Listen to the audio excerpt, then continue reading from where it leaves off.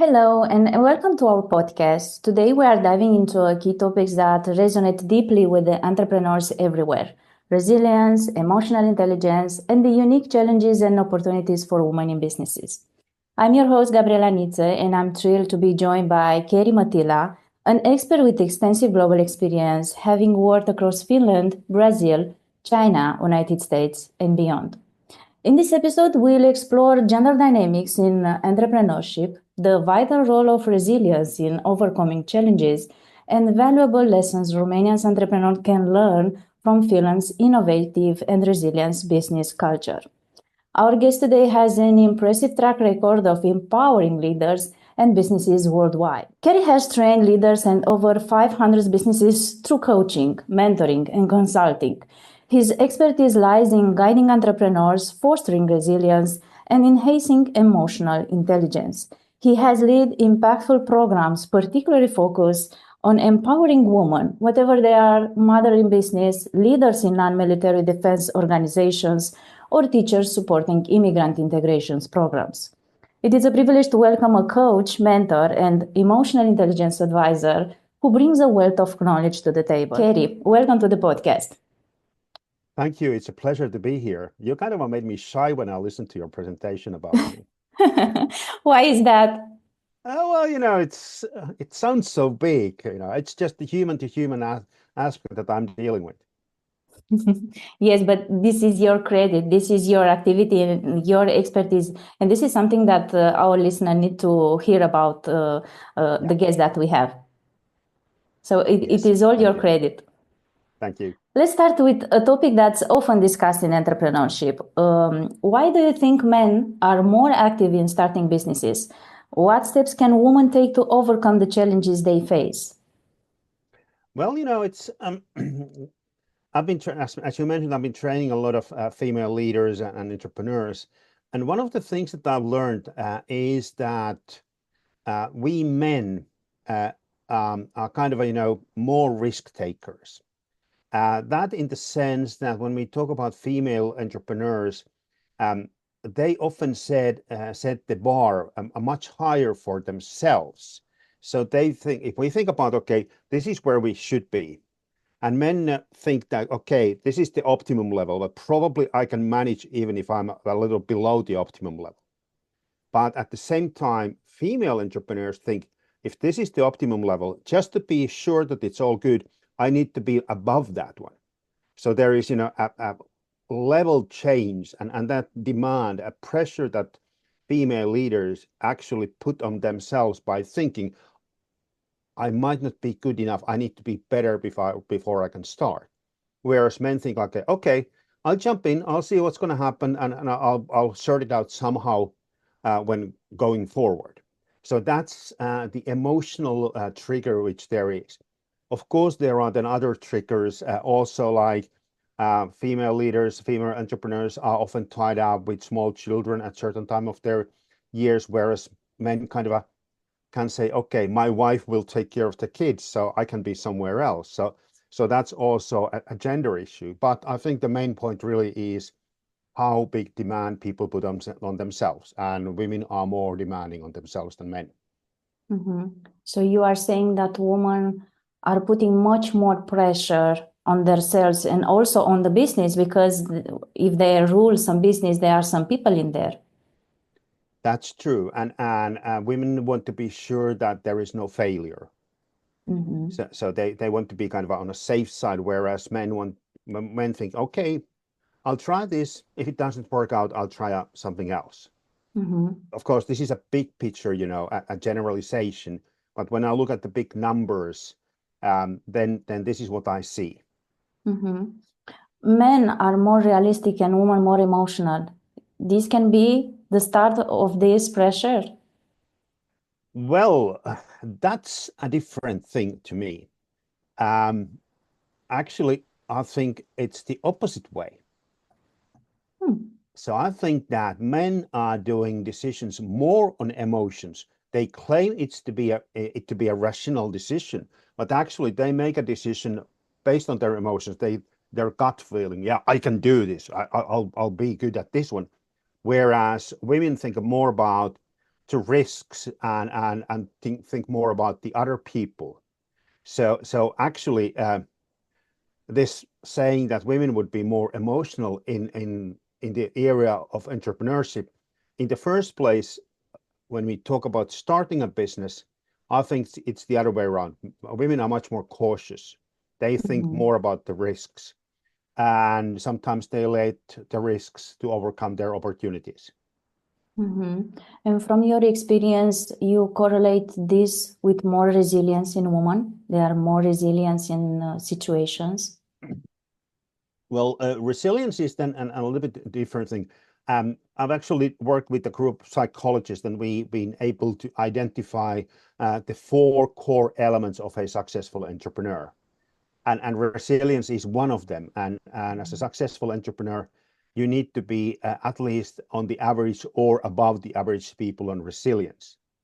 Now, what I've learned is that women, because they are more cautious, they often also then are a little bit less open to see the sudden opportunities that arise, because they've set their mind on something. This is what I'm going to do, where I'm going to go.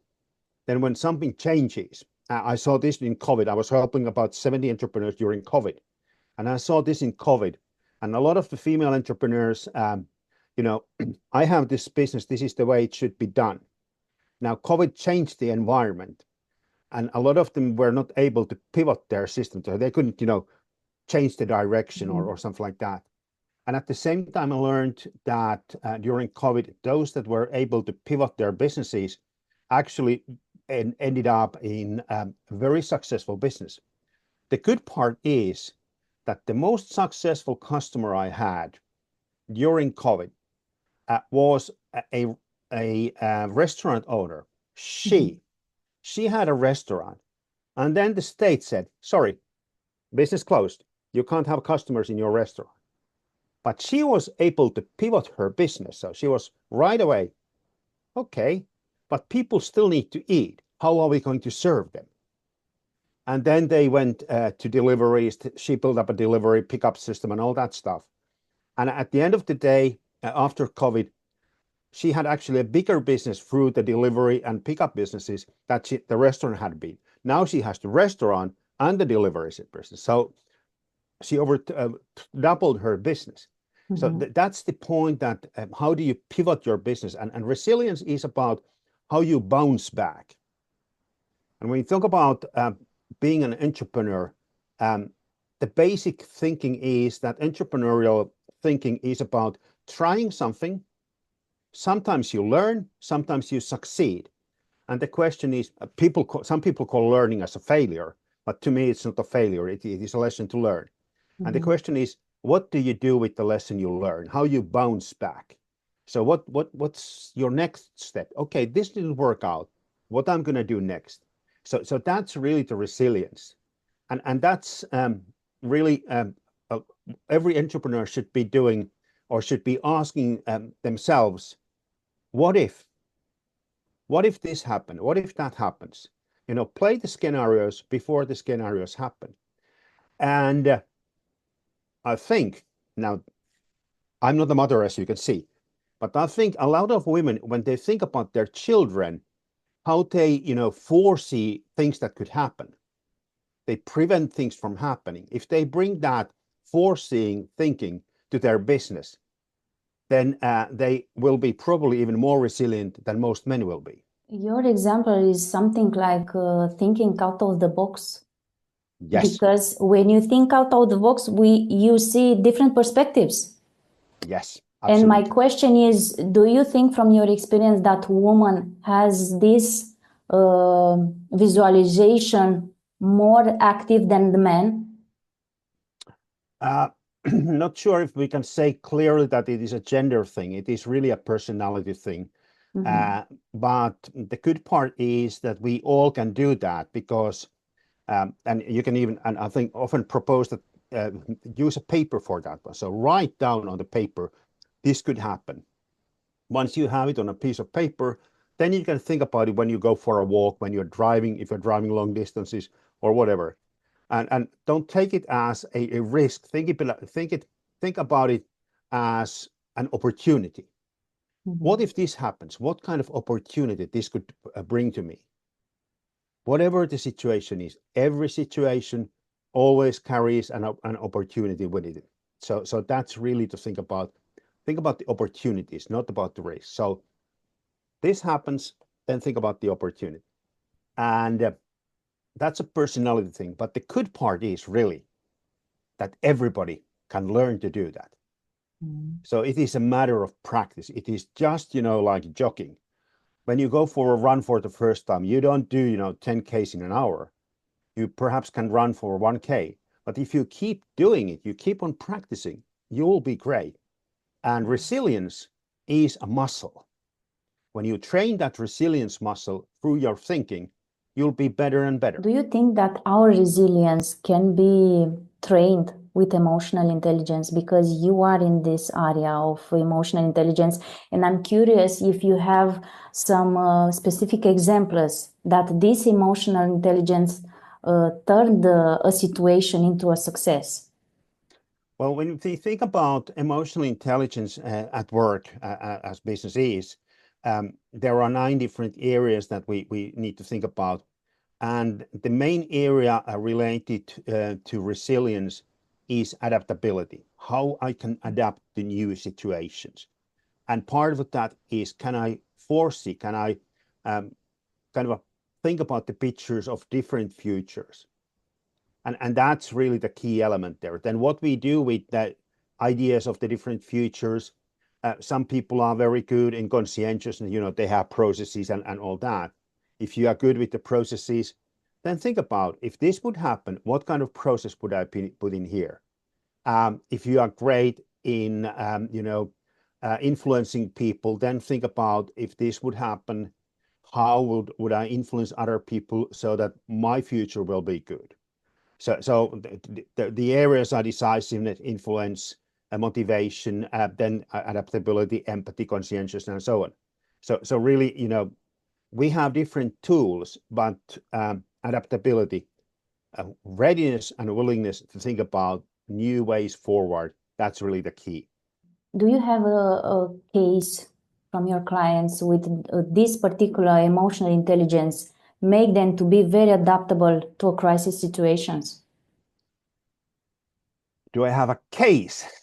The problem is that I have too many cases, but let me just think about, I'll give you an example. I had a customer, it's an industrial production company, a family business, been running for over 50 years. And then a daughter of the family took over as the CEO of the company. The company had 5 employees, so it's a small one. It's doing international business. And when she took over, then fairly soon it became clear that the old way of running the business would not grow up the business. So she needed to start to think about new approaches. And then she started to think about, what could we do? How could we do it differently? And instead of then being just a supplier to major industries, she came up with the new approach to the market, which was then building up a joint venture with one of the major players, which took them from the European level to global level. So instead of thinking out of not doing the same way that her father and her grandfather had been doing it, to going to a totally new approach, then that started to build up. And in a couple of years, they were able to double their turnover, and actually they grew their profit from something about 2 to 3% closer to 10% of the volume of the turnover. We agree that resilience, it is something that entrepreneur must have. Yes. But the emotional intelligence is something different. When you see an entrepreneur with an emotional intelligence and the others we don't have this quality, how it is the business? How do you see the difference between that business? Well, if we think about emotional intelligence, or if we think about what makes a great entrepreneur, as I mentioned, there are 4 qualifications: need for achievement, resilience, self-efficacy, and need for autonomy. And then we think about great business leaders. Let's take a name everybody knows, Steve Jobs from Apple. Okay. And he certainly didn't have great emotional intelligence, far from that. He certainly wasn't good on all the four areas that makes a great business leader. The point is that you need to go to the toilet and look at the mirror and be honest with you. What do I have and what don't I have? Mm-hmm. And then, when you see, okay, I'm good here, this is my strength, this is not my cup of tea, then you get around and find the right people to make up the shortcomings you have. So that's really the important. Even if you would be a solo entrepreneur, it's just you and your business, even still, go around and find some people who understand something about the business with whom you can talk.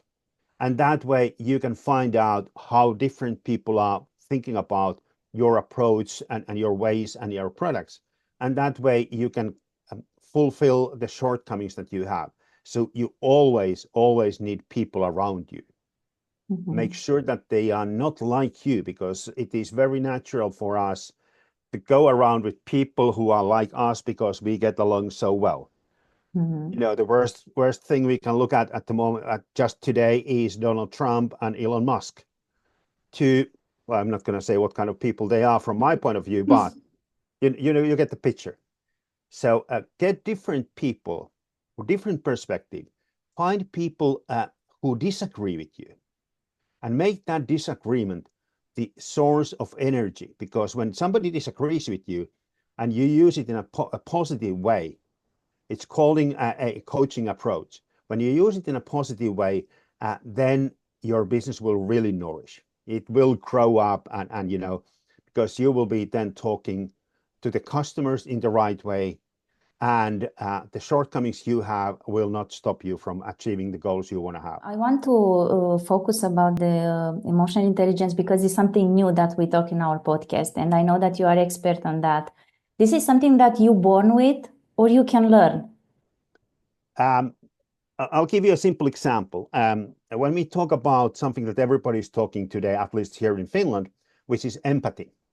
Mm-hmm. So we have a certain level of empathy, but say we have some people here, with very low empathy, and we have people here with very high empathy.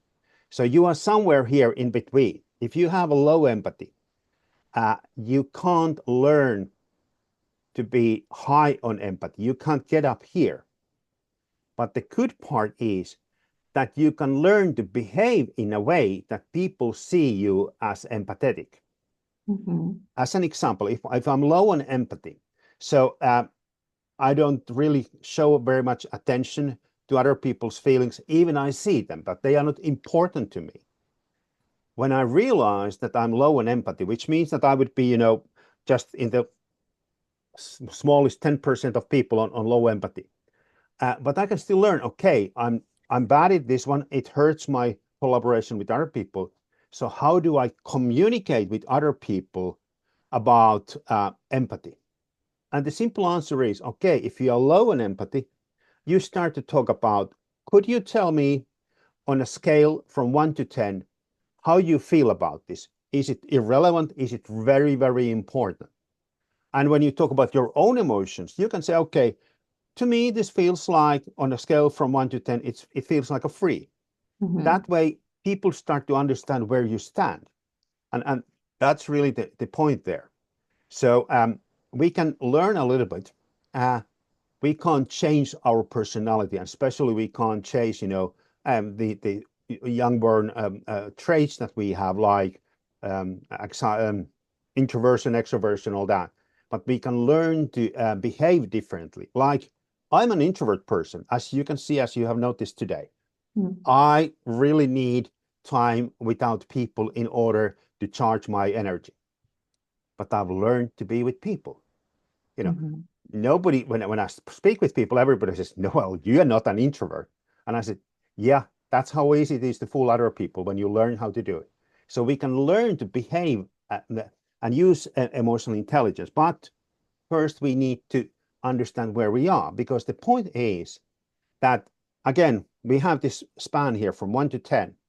If we are here on 2, okay, it means that we have, let's put my nose on a 5. The person on 2 actually can understand only the people from 1 to 3, maximum to 4.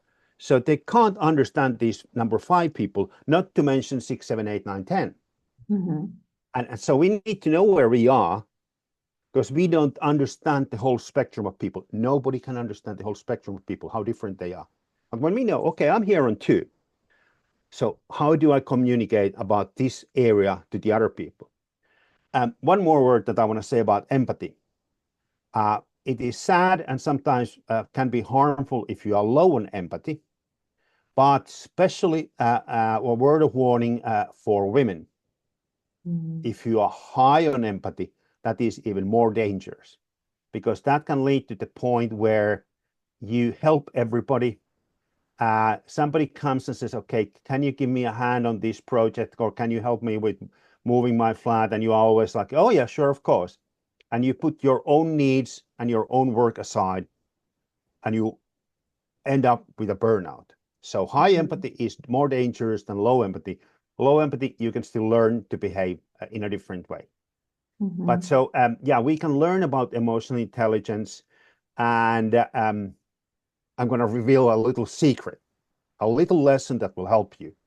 Once you have an idea about where you are on emotional intelligence in different aspects, I would strongly recommend, by the way, if you have the chance, read Daniel Goleman's Emotional Intelligence. It's a very smooth read, and it's a very good book to get the basic understanding about emotional intelligence. But so that little trick that can help you is 3-second rule. So 3-second rule. And the 3-second rule is that once you get an impulse, a message, whatever, I come and say, okay, could you help me with this? Give your brains 3 seconds. So it comes and goes through your brain systems: lizard brain, social brain, rational brain. And when it comes to your rational brain, ask yourself, what would a normal person do in this situation? If you are high or low, ask yourself, what would a normal person do in this situation? And that way you can come up with a good, proper answer. I'm using this every single day, 10, 15 times a day, because I have a handicap. You are too empathic, or what? Yes. I'm This an was introvert, but I'm high on empathy. Now I understand you with emotional intelligence and adaptability. Now I understand what you're trying to say. And my question is, in business, what is the good level on the emotional intelligence to have? Because I understand the risk of getting too high or not to have too much. That's depending on the business. So there is no clear answer that you should be here or there. It's depending on the business. Like, you know, I'm high on empathy, and before I learned this, I had been in consulting business, and I was always over delivering and underbilling. Okay. Yes, I made a living, no problem with that one, but still, you know, when I look back, I was like, oh my God, why did I do so much work for so little money? At the same time, then as I've been working on a petrol station when I was really young, I actually set up a petrol station in 1st of September 1992.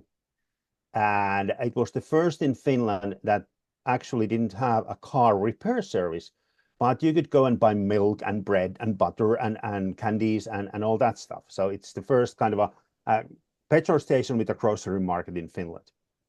And there, the empathy, I wanted to help people to get their food easy. So I started to think about how can I serve them. So it started as a petrol station with a grocery shop, or actually a grocery shop where you could also buy petrol. Okay. But then I started to think, how can I serve? So I got an ATM there. I got a booth where you can pay your bills, and so on and so on. I started to build up a total service point. The outcome was that in 5 years, I was able to build the business so that we exceeded the forecast made by Shell. I think they should know what they're doing in the shop sales by 120%. So over double what they had forecasted for 5 years. So your emotional intelligence is really about the levels you should have is depending on what kind of business you are in, what kind of service you are providing.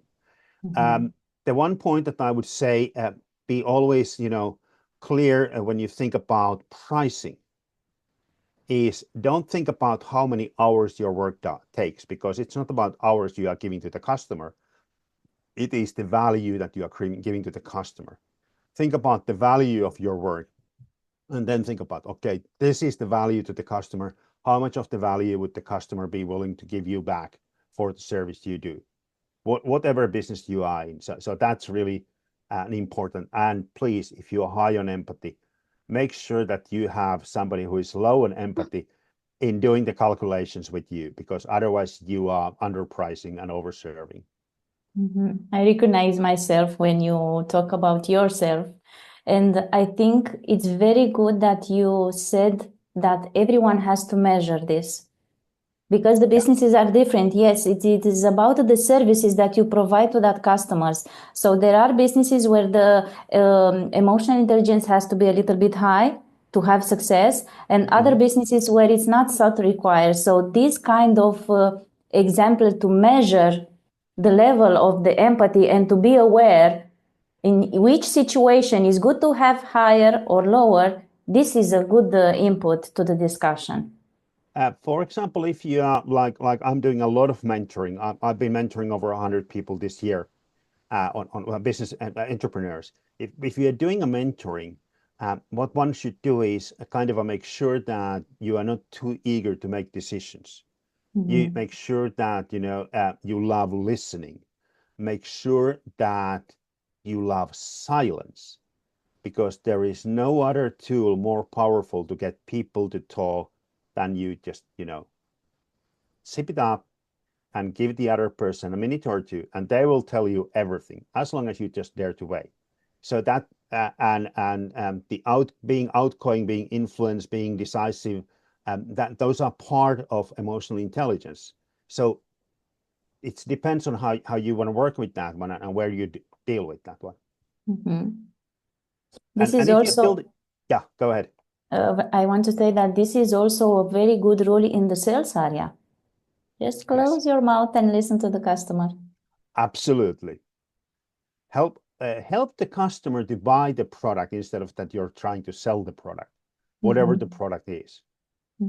And the one thing that I was about to say is that if you're having a company where you have employees, then it's good to look at what are the 6 archetypes of leaders and how do you use that leadership. And there is emotional intelligence as part of that one. So that would take another hour, so we don't have time for that today. But if people are interested on that one, I have a PowerPoint chart on that one. I can talk about that for an hour, maybe some other time. We can have another podcast, because our listeners, for sure, they are going to be curious, because identify this. Okay, this emotional intelligence is for customer, you having success, but it is different for the employers. Yeah. Because you can be taken as another type of boss. Yeah, And this is that's different. true. You need to lead people. When I look at my really, really, this little knowledge and understanding about the Romanian culture, especially the one thing that is very different between Finland and Romania is, I think, the appreciation for hierarchy. We have very low hierarchy. If I would meet our president, Mr. Alexander Stubb, probably the second sentence that he would say to me is like, just call me Alex. Nice. Yeah. So that's part of it. And I'm mentoring a lady, actually moved to Finland from USA, and she's setting up a new business. And she asked me, who can I contact? And I'm like, my dear friend, we are in Finland. You can contact anybody, no problem. This is a small place. Everybody knows everybody, and we are, on first names and all that stuff.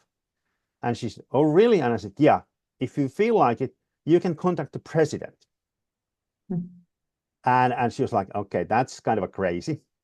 And then she came to be a speaker on one of our Connect events, like 4 weeks later. And when she got to the event, she came to me and said, Kari, do you know what? And I'm like, no, I don't. Tell me. The president started to follow me on TikTok today. So that's the story here. Now, that's a different ballgame that what you might perhaps have there. And you need to think about how you use your emotional intelligence, how you use your business skills in the cultural context. What is good, what is approved there. At the same time, when I'm saying this, I also want to make sure that people understand that, yeah, you need to understand the cultural context. You can't kind of go too far from the context, but at the same time, be yourself, stand in the middle of yourself, be the true you. Mm-hmm. Have people to support you if you are special in some areas, but when you are authentic, when you are the real you, that's what people will love.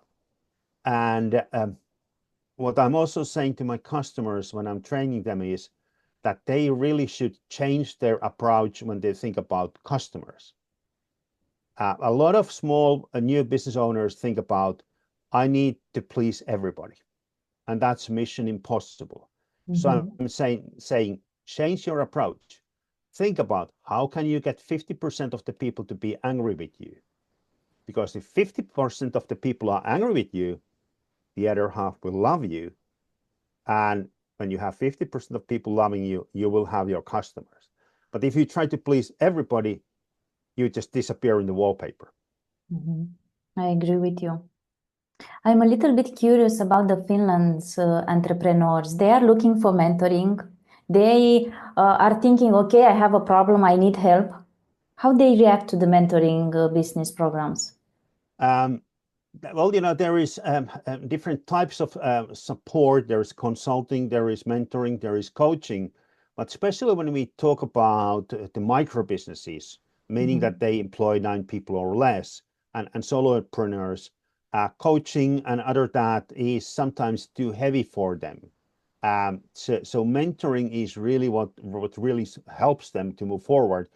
And when it's mostly a peer-to-peer, so it is kind of a business owner helps the other through questions. And that's really what mentoring is about. I've been in the situation as a mentor where I've been with the person for an hour online, like we are right now. And I've made a couple of questions. At the end of the session, the person says, this was really great. You solved all my problems. And I didn't give any advice. But the person talking to someone else, getting a couple of questions and they find the way forward. So if you ever are in a situation that you have the time and your friend and entrepreneur needs help, sit down, have a glass of wine and listen and let the other person talk through the challenges they have, and often they find the solutions. So in Finland, this is something that I'm the chairman of the Finnish Micro and Solo Entrepreneurs Association. We are now working on building a network of peer mentors. So giving a little bit of training about the mentoring, but really entrepreneurs that help other entrepreneurs when they need somebody to talk to. Because in a lot of cases, if you're a small entrepreneur or solo entrepreneur, you don't have anybody really to talk to. Your spouse might not understand what you are doing and all that stuff. So when you get somebody, close there to talk with, that helps. Even they are just listening. Mm-hmm. I agree with you. Is there something in Finland that works very good and we in Romanian business can adapt, taking these lessons from you? I was talking about putting the bar high for female, and I think I put the bar high on using and being in mentoring business in Finland, and we are doing it, but people are not using it enough, or if they are using it, they often come in so late that the opportunities to save the business or something like that have already gone out of the window.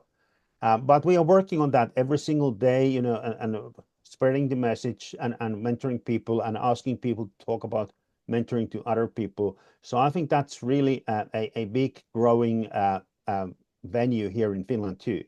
Mhm. We have different types of mentoring, of course, but you know, the basic idea is always this very simple. Listen to the other person so that you can help the other person to create the answer by themselves. A lot of cases they have the answer by themselves. They just need, you know, a question. Have you thought about it from this viewpoint? Have you looked at it from this point? Have you ever thought about this from this angle? And that way they will start to work through and build it up. Mhm. So it is a process also in Finland with the mentoring. Absolutely, absolutely. Yeah. Mhm. Thank you so much, Kerry, for sharing your insights and experience with Thank us you. today. To our Thank you. listeners, if you are looking to straighten your business or navigate challenges, take these lessons and apply them to your own journey. Don't miss the chance to explore the mentoring opportunities available in our community. They could make all the differences. So thank you for tuning in, and we'll see you next time.